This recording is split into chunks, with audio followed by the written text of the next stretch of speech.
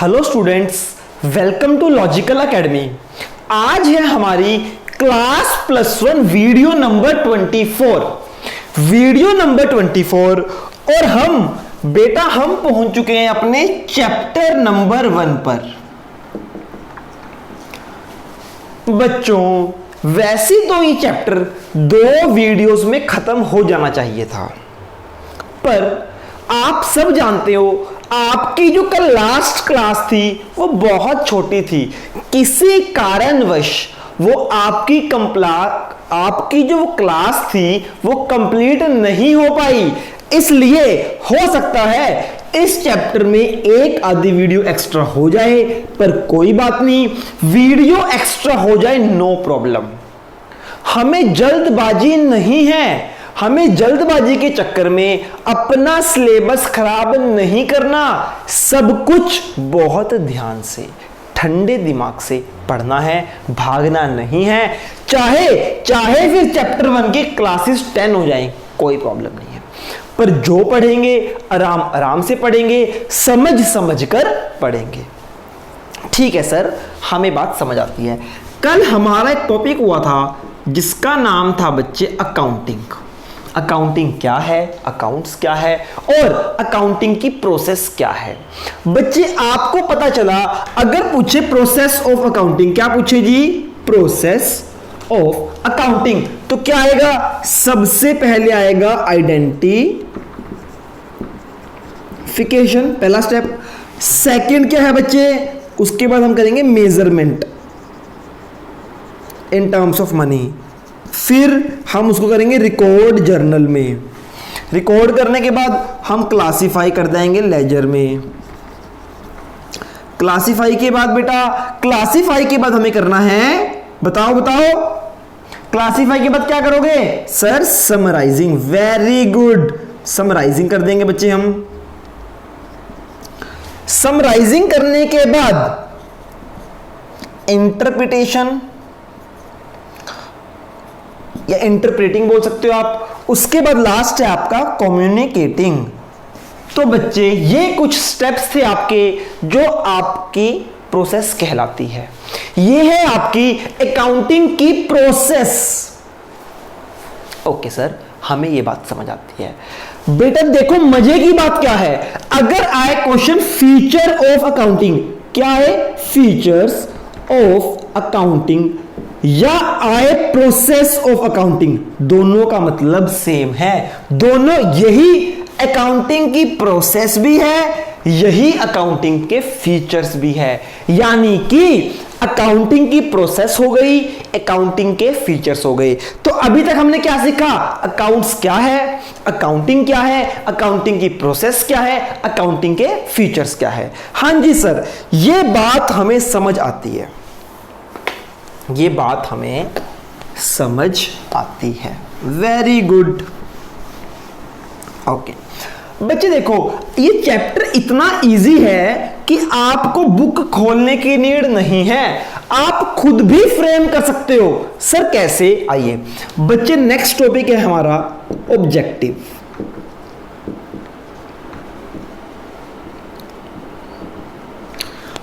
अब बताओ अकाउंटिंग के ऑब्जेक्टिव्स क्या हैं सर। हाँ जी बेटा, सर ऑब्जेक्टिव का मतलब, अरे नालायक हो क्या बच्चे, ऑब्जेक्टिव का मतलब मोटिव, कि हम अकाउंटिंग क्यों करते हैं, क्यों हम अकाउंटिंग करते हैं, मुझे बताओ। सोचो, बुक नहीं देखनी, दिमाग लगाओ, अकाउंटिंग क्यों करते हैं। ओके सर, एक बात दिमाग में आई, सबसे पहला, हम कोई भी इंसान है, हर इंसान अपने रिकॉर्ड मेंटेन करना चाहता है। सर क्यों, क्योंकि एक कंपनी में इतनी सारी ट्रांजैक्शंस होती हैं, सारी याद नहीं रह सकती, तो आपको आपका एक रिकॉर्ड चाहिए कि पूरा साल आपने क्या काम किया। तो बच्चे रिकॉर्ड को मेंटेन करने के लिए अकाउंटिंग करते हैं। सर अकाउंटिंग क्यों करते हैं, पहला ऑब्जेक्टिव है इसका मेंटेनिंग अकाउंटिंग रिकॉर्ड। मतलब सर क्या मतलब हुआ इसका? इसका मतलब हुआ अकाउंट्स के रिकॉर्ड मेंटेन करने के लिए अकाउंटिंग की जाती है। अगर आप अकाउंटिंग नहीं करोगे, मतलब आप आइडेंटिफिकेशन नहीं करोगे, मेजरमेंट नहीं करोगे, रिकॉर्डिंग, क्लासिफाई, समराइजिंग नहीं करोगे, तो क्या रिकॉर्ड मेंटेन हो पाएंगे?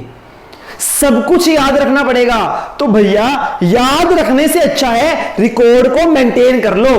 तो रिकॉर्ड को मेंटेन करने के लिए अकाउंटिंग की जाती है। वेरी गुड, शाबाश बेटा शाबाश।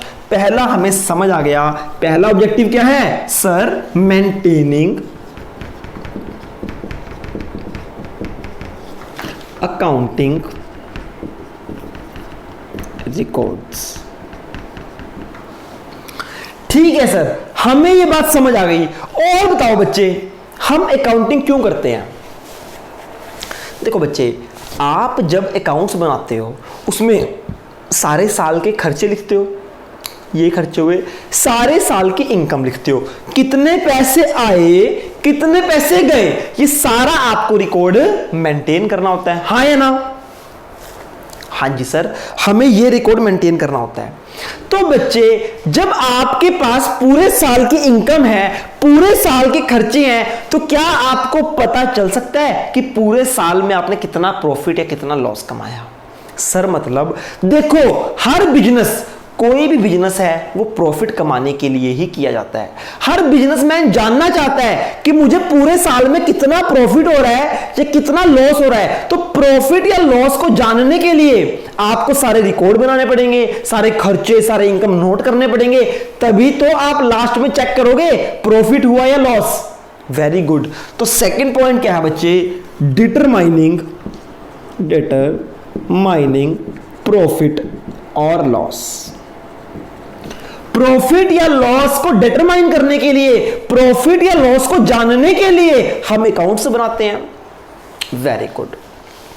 ओके बच्चे, एक बात बताओ, क्या हर कंपनी जानना चाहती है उसकी टोटल एसेट कितनी है, टोटल लायबिलिटी कितनी है? हां जी सर, हर मालिक को पता होना चाहिए कि उसके पास टोटल एसेट कितनी है, टोटल लायबिलिटीज कितनी है।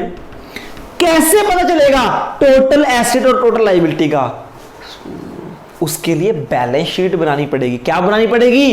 Balance sheet. जब हम बैलेंस शीट बनाएंगे तो हमें पता चल जाएगा कितनी एसेट है, कितनी लायबिलिटी है। तो बच्चे, टोटल एसेट और टोटल लायबिलिटी की क्या पोजीशन है, इसको बोलते हैं फाइनेंशियल पोजीशन। क्या बोलते हैं जी? फाइनेंशियल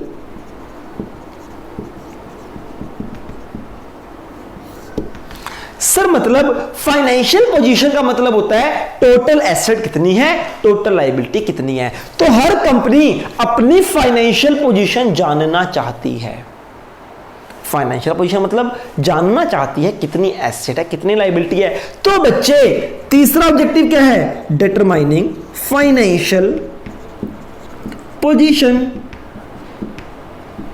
या determining total asset and total liability. तो बच्चे, अच्छा नहीं लगता total asset and total liability? अच्छा क्या लगता है? फाइनेंशियल पोजीशन, कि एक कंपनी की फाइनेंशियल पोजीशन क्या है वो कैसे पता चलेगी? जब हम अकाउंट्स मेंटेन करेंगे, बैलेंस शीट बनाएंगे। तो अकाउंट्स मेंटेन करने का एक रीजन है हमारे रिकॉर्ड मेंटेन हो जाएं। दूसरा रीजन क्या है? दूसरा रीजन है बच्चे, हमें प्रॉफिट या लॉस कितना हुआ ये पता चल जाए, और हमारी कंपनी की फाइनेंशियल पोजीशन कैसी है, मतलब कंपनी के पास कितनी एसेट, कितनी लायबिलिटीज है, इसको जानने के लिए भी अकाउंटिंग की जाती है।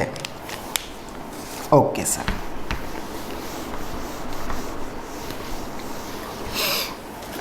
ठीक है बच्चे, और बताओ अकाउंटिंग क्यों करते हैं? देखो बच्चे,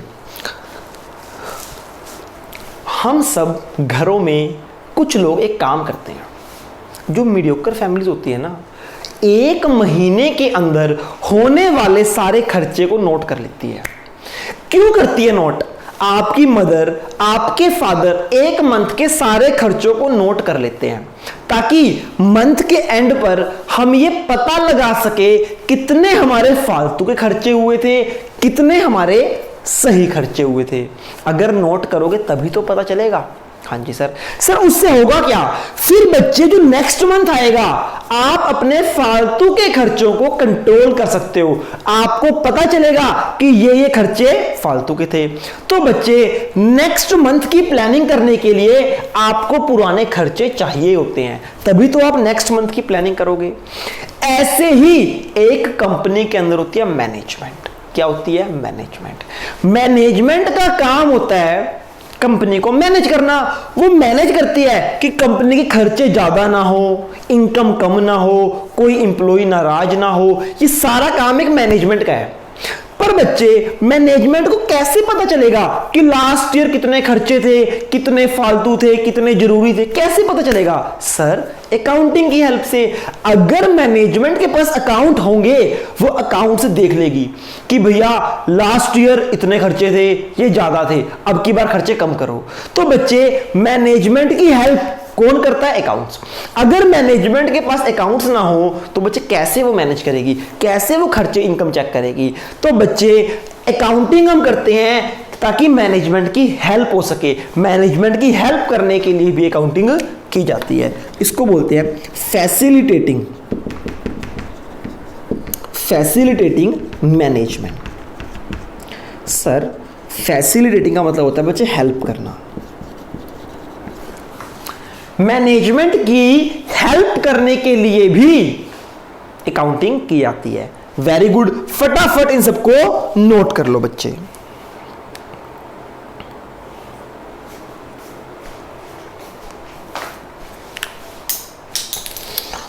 ओके अच्छा बच्चे, एक और पॉइंट डिस्कस करते हैं आपसे। दिमाग लगाना और कुछ नहीं। बच्चे आप सबके आपके पास अपना एक घर है। अपना एक घर है? हाँ जी सर बिल्कुल है। बेटा अगर आपके घर पे कोई और इंसान आकर कब्जा कर ले तो क्या करोगे? बेटा कुछ नहीं कर सकते, आपको पुलिस को बुलाना पड़ेगा। पुलिस आपके घर आई, अब वो इंसान बोल रहा है घर मेरा है, आप बोल रहे हो घर मेरा है, घर एक एसेट है, आप बोल रहे हो ये एसेट मेरी है, वो इंसान बोल रहा है ये एसेट मेरी है। अब पुलिस बच्चे किसकी बात पर यकीन करेगी? क्या बेटा? पुलिस किसकी बात पर यकीन करेगी कि कौन सच्चा है कौन झूठा? सर हम बोलेंगे हम इतने टाइम से घर में रह रहे हैं तो बट ऑब्वियस है घर मेरा है। हो सकता है दूसरा इंसान बोल दे कि सर इनको तो किराए पे रखा हुआ है इसलिए 15 साल 20 साल से यहां पर है। तो बच्चे कैसे प्रूफ करोगे वो घर आपका है? बेटा आपके पास डॉक्यूमेंट्स होने चाहिए, आपके पास पेपर होने चाहिए। किसके? घर के। आप अपनी प्रॉपर्टी के कागजात लेकर आओगे, प्रॉपर्टी के डॉक्यूमेंट्स, प्रॉपर्टी के अकाउंट्स लेके आओगे और उनको लाकर पुलिस वालों को दिखा दोगे कि देखो ये पेपर किसके नाम से है? मेरे नाम से, इसलिए ये घर मेरा है। तो बच्चे आपकी जो एसेट थी उसको किसने बचाया? आपके डॉक्यूमेंट्स ने बचाया, आपके पेपर्स ने बचाया। अगर आपके पास वो डॉक्यूमेंट ना हो, वो पेपर आपके पास ना हो तो आप सारी जिंदगी प्रूव नहीं कर सकते वो घर आपका है। यानी कि आप जो भी अकाउंट्स बनाते हो वो इस बात का प्रूफ है कि ये एसेट आपकी है, ये एसेट आपकी है। कल अनसर्टेनिटी कोई भी केस हो गया तो बच्चे आप अपने वो डॉक्यूमेंट, वो अकाउंट्स कोर्ट में दिखा सकते हो। और जो अकाउंट्स है ना बच्चे वो एक एविडेंस का काम करते हैं। अकाउंट्स एक लीगल डॉक्यूमेंट है। लीगल डॉक्यूमेंट का मतलब जब आप कोर्ट में जाओगे तो एडमिसिबल होगा, कोर्ट उसको मानेगी। तो बच्चे अकाउंट्स बनाएंगे, अकाउंट्स का मतलब है रिकॉर्ड कि हमारी प्रॉपर्टी का ये रिकॉर्ड है। तो बच्चे उस बेस पर आपकी एसेट प्रोटेक्ट हो जाएंगी। तो अकाउंट्स बनाने का एक लॉजिक ये भी होता है कि फ्यूचर में हम अपनी एसेट को प्रोटेक्ट भी कर सकते हैं। तो बच्चे एक आ गया protecting assets.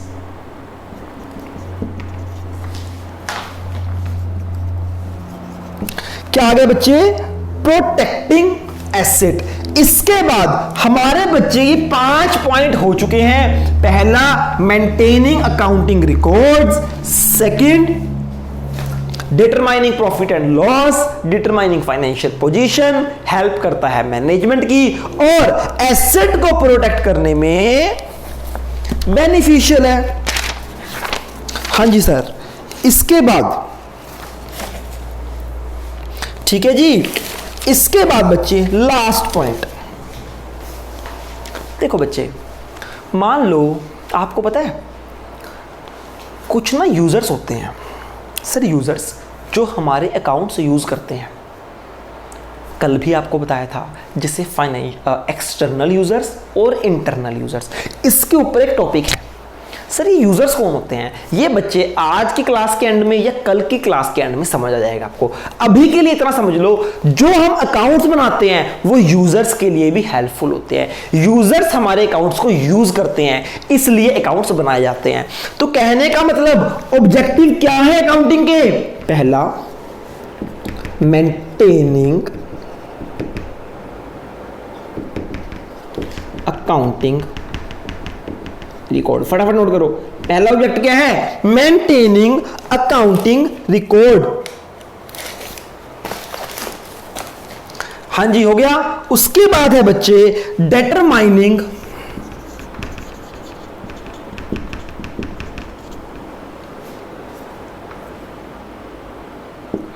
Profit and loss. Profit and loss को जानने के लिए भी अकाउंट्स बनाए जाते हैं। आपको याद है ना, आप एक अकाउंट बनाते हो प्रॉफिट एंड लॉस अकाउंट, उससे क्या निकलता है? फाइनल अकाउंट में है ना trading account, profit and loss account और balance sheet. Profit and loss account की हेल्प से हमें पता चलता है कितना प्रॉफिट हुआ, कितना लॉस हुआ। थर्ड, हम डिटरमाइन करते हैं फाइनेंशियल पोजीशन, कि हमारी फाइनेंशियल पोजीशन क्या है। क्या मतलब है सर फाइनेंशियल पोजीशन का? हमारी एसेट और लायबिलिटी कितनी है। बैलेंस शीट एक फाइनेंशियल स्टेटमेंट होती है जो हमें हमारी फाइनेंशियल पोजीशन बताती है। Point number 4, facilitating management. Facilitating management help करती है मैनेजमेंट की। Protecting business asset, protecting business asset, asset को प्रोटेक्ट करने में अकाउंट्स हेल्प करते हैं। और लास्ट, यूजर्स के लिए, किसके लिए होते हैं बच्चे अकाउंट्स? यूजर्स को हेल्प करते हैं। ये बच्चे ऑब्जेक्टिव थे अकाउंटिंग के। मैं उम्मीद करता हूं आपको ऑब्जेक्टिव अच्छे से समझ भी आ गए और लर्न भी हो गए। ठीक है सर, ये बात तो हमें समझ आती है।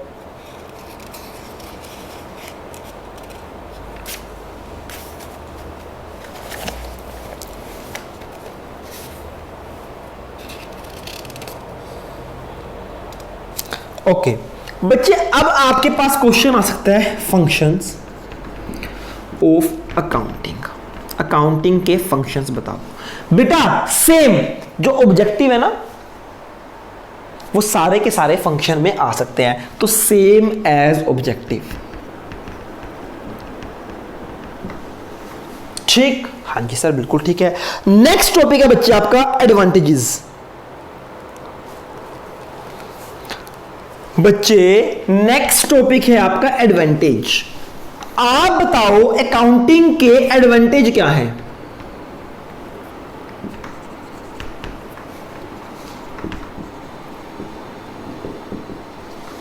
देखो बच्चे, अकाउंट्स बनाने के बेनिफिट बताओ क्या है।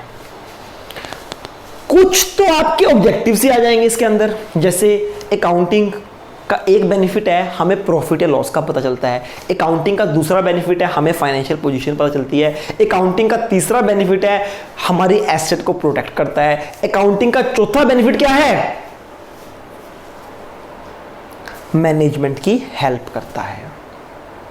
ठीक है, 4-5 तो ये आ जाएंगे, 2-3 और पढ़ लेते हैं। और एडवांटेजेस क्या हो सकते हैं बच्चे? देखो जी, अगर आप अकाउंट्स बनाओगे तो क्या कुछ याद रखने की जरूरत है? नहीं। अकाउंट्स जब आप बना दोगे आपको फिर ट्रांजैक्शन को याद नहीं रखना, तो इसका एक एडवांटेज है रिप्लेस मेमोरी। मतलब इसने क्या किया? आपकी मेमोरी को रिप्लेस कर दिया। आपको मेमोरी में रखने की कुछ जरूरत नहीं है, अकाउंट उठाओ और पढ़ लो। ये बच्चे इसका एक बेनिफिट है। हाँ जी सर, ये बेनिफिट तो हमें समझ आता है। उसके बाद बच्चे ओके, एक और बेनिफिट बताओ क्या अगर कल आपका किसी से झगड़ा हो जाए या कोई बात हो जाए तो क्या आपके अकाउंट्स एक एविडेंस का रोल अदा करेंगे? क्या आप अकाउंट्स को एज अ एविडेंस कोर्ट में पेश कर सकते हो? हाँ जी, अकाउंट्स का दूसरा बेनिफिट है evidence in front of court.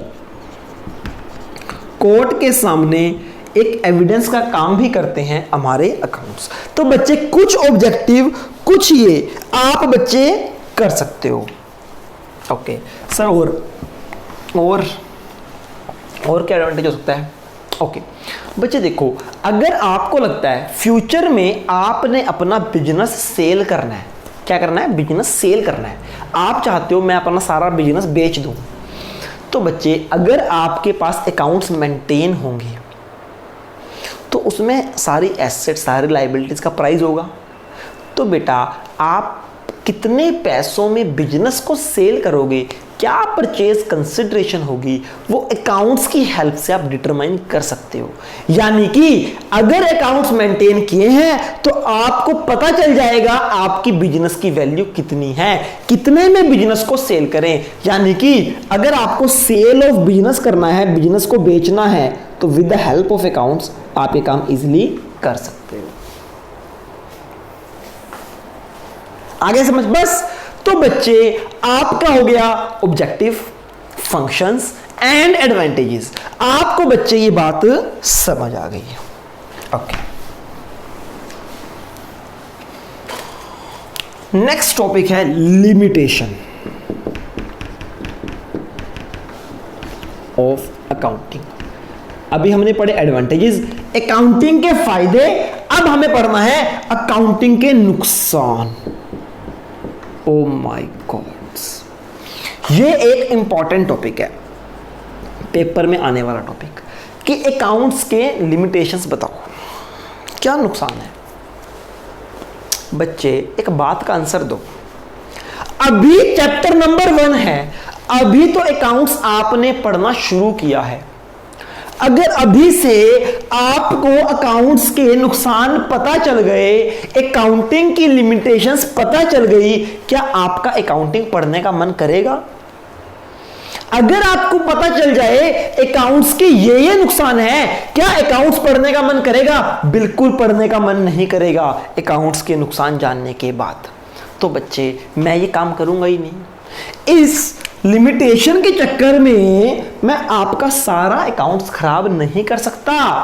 तो कहने का मतलब इस टॉपिक को अभी हम कवर नहीं करेंगे और ना आपने सेल्फ पढ़ना, उसके बाद भी आपको मर्जी है पढ़ लेना, पर मैं रिकमेंड नहीं करता। जब आपका पूरा अकाउंट्स हो जाएगा, आपको सब कुछ समझ आ जाएगा, तो लिमिटेशन आपको ऑटोमेटिकली समझ आ जाएंगी, नुकसान क्या है आपको ऑटोमेटिक समझ आ जाएंगे। उसके बावजूद अगर कोई बच्चा करना चाहता है तो आप सेल्फ कर सकते हो, पर मेरी रिकमेंडेशन नहीं है। थोड़ा अकाउंट्स पढ़ लो, बाद में 2 मिनट का टॉपिक है। एडवांटेजेस जैसे 2 मिनट का था, लिमिटेशन भी 2 या 4 मिनट का है, हो जाएगा, पर अभी इसको नहीं पढ़ेंगे। अभी से अगर आपको नुकसान सिखा दिया अकाउंट्स का तो कोई नहीं पढ़ने वाला जी, आई नो, कोई नहीं पढ़ने वाला।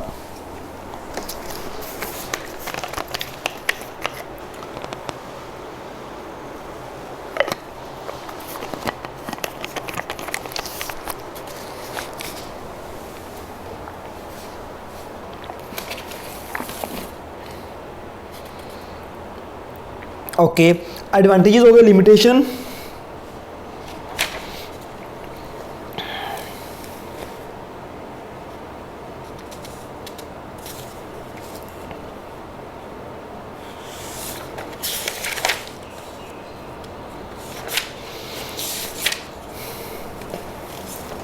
ओके, उसके बाद टॉपिक आता है आपका रोल ऑफ अकाउंटिंग। देखो बच्चे, चाहे अकाउंटिंग के ऑब्जेक्टिव हैं, चाहे इसके एडवांटेजेस हैं, चाहे फंक्शन है, चाहे रोल है, इन सब का मतलब सेम है। आप इसमें कुछ भी क्या भी लिख सकते हो, कुछ भी अलग नहीं है, सिर्फ ऑब्जेक्टिव याद कर लो, एडवांटेजेस में भी चल जाएंगे, फंक्शन में भी और रोल में भी, यानी कि ये सारा टॉपिक हमारा क्लियर हो गया। ठीक है जी, हाँ जी सर, बिल्कुल ठीक है आपकी बात, ओके।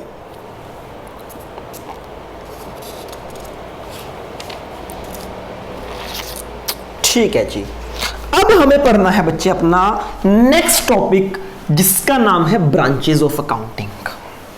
ये इंपॉर्टेंट है, क्या पढ़ना है हमें? Branches of accounting. अकाउंटिंग की कितनी ब्रांचेस हैं, कितने तरह की अकाउंटिंग की जाती है बच्चे? 3 तरह की। सर कौन कौन सी? पहली है बच्चे फाइनेंशियल अकाउंटिंग, फाइनेंशियल अकाउंटिंग। दूसरी है बच्चे कॉस्ट अकाउंटिंग, और तीसरी है बच्चे मैनेजमेंट अकाउंटिंग।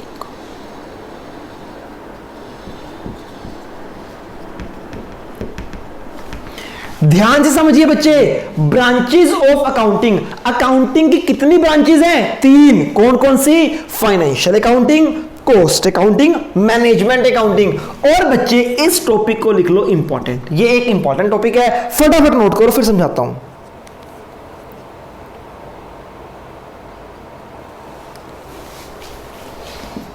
नोट करो आप, समझाता हूं अभी।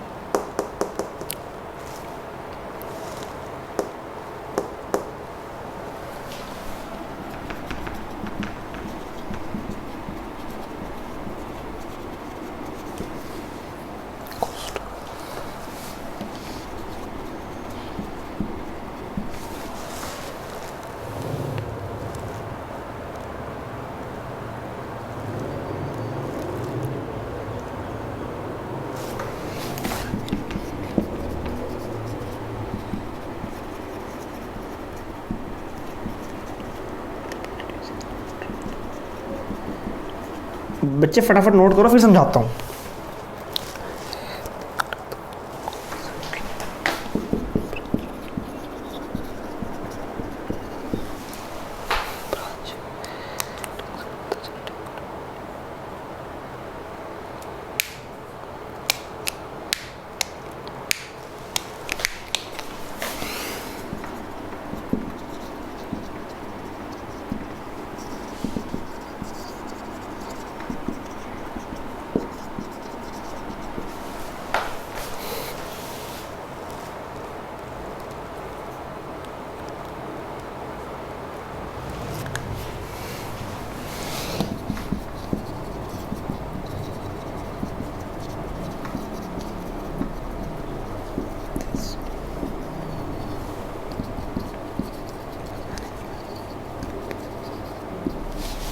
हाँ जी बेटा, बेटा देखो, ब्रांचेस ऑफ अकाउंटिंग, पूरा पैराग्राफ को मैंने बच्चे बिल्कुल क्रक्स में लिख दिया यहां पर, ताकि आप जब इसको रीड करो तो कोई प्रॉब्लम ना आए, आप आराम से पॉइंट्स बना के लिख सकते हो।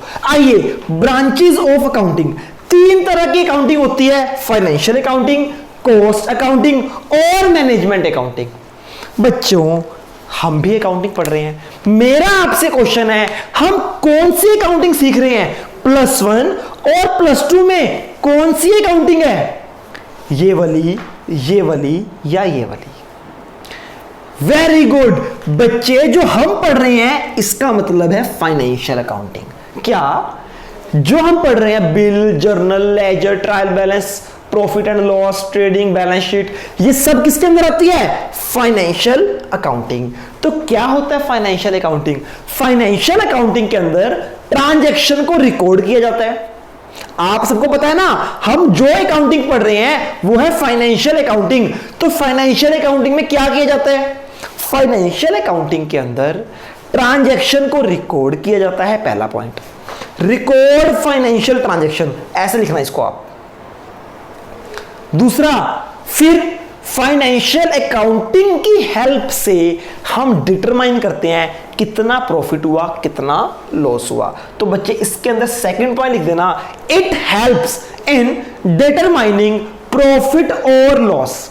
ये हेल्प करता है प्रॉफिट और लॉस आइडेंटिफाई करने में। Very good. And third point बच्चे, इट हेल्प्स, ये हेल्प करता है बच्चे फाइनेंशियल पोजीशन को डिटरमाइन करने में। यानी कि हम जब फाइनेंशियल अकाउंटिंग करेंगे तो फाइनेंशियल अकाउंटिंग के अंदर ट्रांजैक्शन को रिकॉर्ड करेंगे, फिर प्रॉफिट एंड लॉस अकाउंट बनाएंगे जिससे प्रॉफिट या लॉस का पता चलेगा, और बैलेंस शीट बनाएंगे जिससे हमें फाइनेंशियल पोजीशन पता चलेगी। ये तो सिंपल है, आप सबने की हुई है। ओके सर, ठीक है। सेकंड है बच्चे कॉस्ट अकाउंटिंग। ये आपके लिए नहीं है, ये जो कॉस्ट अकाउंटिंग है ये बीकॉम में पढ़ना है आपने। ओके, नाम से पता चल रहा है कॉस्ट अकाउंटिंग। इसके अंदर हम किस चीज की अकाउंटिंग करेंगे? कॉस्ट की। सर कॉस्ट की मतलब बच्चे देखो, एक कंपनी कोई प्रोडक्ट बनाएगी तो प्रोडक्ट बनाने की कितनी कॉस्ट आती है, कहां कहां पे खर्चा आता है, कितना मटेरियल लगता है, कितने की लेबर लगती है, कितने के ओवरहेड एक्सपेंसेस लगते हैं। कहने का मतलब कॉस्ट अकाउंटिंग के अंदर एक प्रोडक्ट की कॉस्ट को निकाला जाता है। इसके अंदर प्रॉफिट एंड लॉस अकाउंट नहीं बनता, ट्रेडिंग अकाउंट नहीं बनता, बैलेंस शीट नहीं बनता। इसका सिर्फ इतना सा काम है कि एक प्रोडक्ट के बनने की क्या कॉस्ट है, जो भी प्रोडक्ट को बनाने में ऑपरेशंस किए हैं आपने, उन ऑपरेशंस की क्या कॉस्ट है, और कैसे हम कॉस्ट को कम कर सकते हैं, कैसे रिड्यूस कर सकते हैं, कैसे कॉस्ट को कंट्रोल कर सकते हैं। तो कहने का मतलब what is cost accounting? In cost accounting we ascertain cost of product and its operation. Product की कॉस्ट हम आइडेंटिफाई करते हैं, उसके ऑपरेशन की कॉस्ट आइडेंटिफाई करते हैं एंड ट्राई करते हैं कि उसको रिड्यूस कर सके, कम कर सके और कंट्रोल कर सके। खर्चे को कम करना भी, कॉस्ट को कम करना कॉस्ट अकाउंटिंग के अंदर सिखाया जाता है।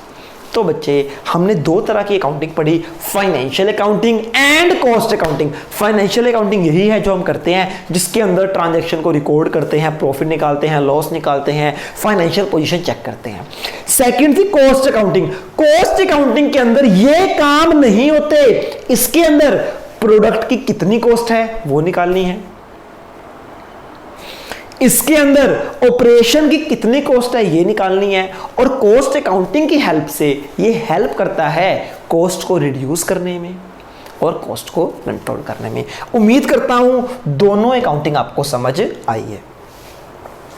ओके, हाँ जी, लास्ट है बच्चे मैनेजमेंट अकाउंटिंग।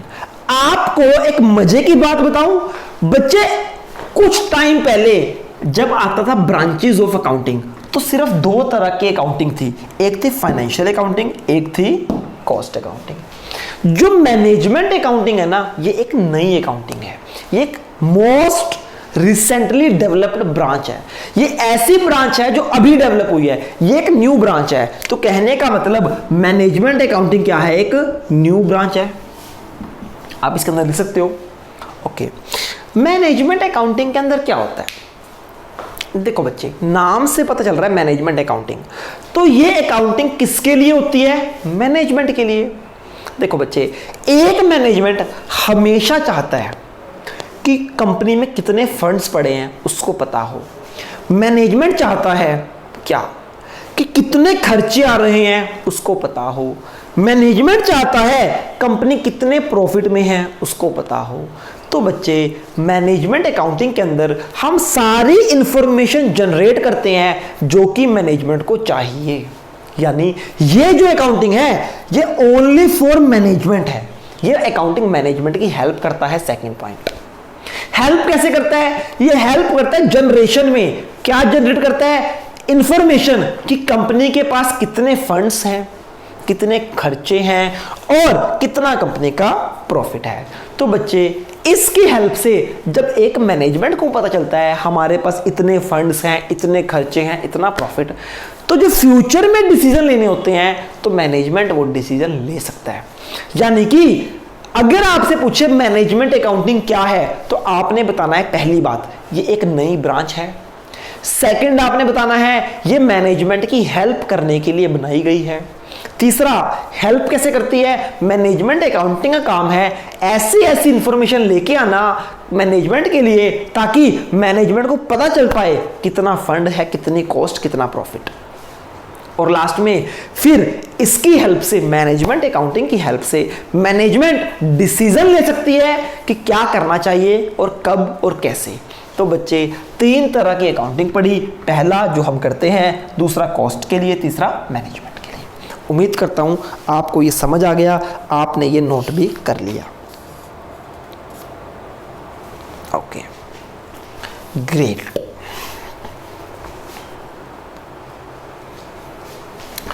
ठीक है बच्चे,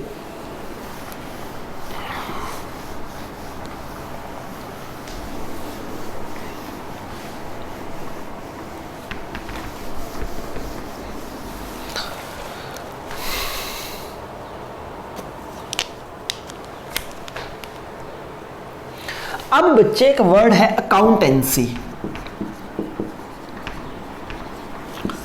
अकाउंट्स, अकाउंटिंग, अकाउंटेंसी, ये देखने में ना सेम है, पर अकाउंट्स क्या है, अकाउंट्स रिकॉर्ड को बोला जाता है जिसके अंदर फाइनेंशियल इंफॉर्मेशन रिकॉर्ड होती है। अकाउंटिंग क्या है, प्रोसेस ऑफ रिकॉर्डिंग। फिर अकाउंटेंसी क्या है, बड़े बच्चों को नहीं पता अकाउंटेंसी क्या है। हर बच्चा सोचता है अकाउंटेंसी अकाउंटिंग सेम है, नहीं बच्चे। अकाउंटेंसी किसको बोलते हैं, accountancy is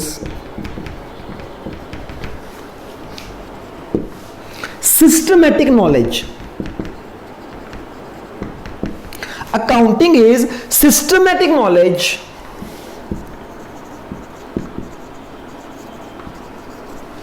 of accounting. Sir मतलब बेटा अकाउंटिंग की नॉलेज को अकाउंटेंसी बोला जाता है। तो क्या है accountancy, knowledge of accounting. A systematic knowledge of accounting is called accounting. Clear है जी? हाँ जी सर क्लियर है। बड़ा सिंपल सा था कि अकाउंटिंग की नॉलेज को अकाउंटेंसी बोला जाता है। ओके, उम्मीद करता हूं बच्चे आपको यह क्लास समझ आ रही है। ठीक है जी, अब बच्चे हमारे कितने टॉपिक रह गए हैं, आइए देखते हैं। बच्चे एक टॉपिक है हमारा book keeping versus accounting. Second topic है हमारा यूजर्स।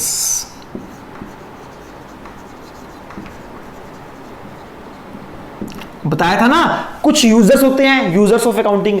एंड लास्ट टॉपिक है हमारा single and double entry system.